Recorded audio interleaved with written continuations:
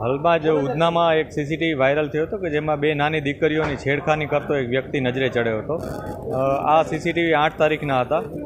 9 તારીખે પોલીસ પાસે જ્યારે આ વિગતો સામે આવી ત્યાં સુધી કોઈ ફરિયાદી પણ આવ્યા ન હતા, પરંતુ પોલીસ પાસે જેવી વિગતો આવી પોલીસે અલગ અલગ ટીમો બનાવી હતી.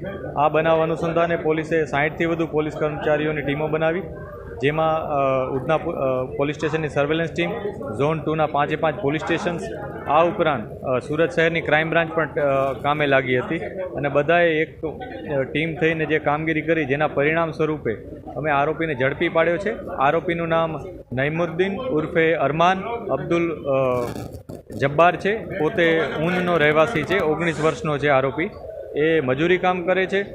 આ કામગીરીમાં અમે 700થી વધુ સીસીટીવી ચેક કર્યા છે અને આરોપીથી શરૂઆતમાં અમે ઘણા પાછળ હતા, પરંતુ સીસીટીવી ફોલો કરતાં અમે અલગ અલગ જે અમારી ટ્રેનિંગ હોય છે એના ભાગરૂપે આરોપી સુધી પહોંચી શક્યા હતા અને છેવટે આરોપી પોલીસના હાથમાં આવ્યો હતો. આરોપી એ જ છે એ બાબતે કન્ફર્મેશન પણ અમે લઈ લીધું છે. આ ઉપરાંત જે ભોગ બનનાર છે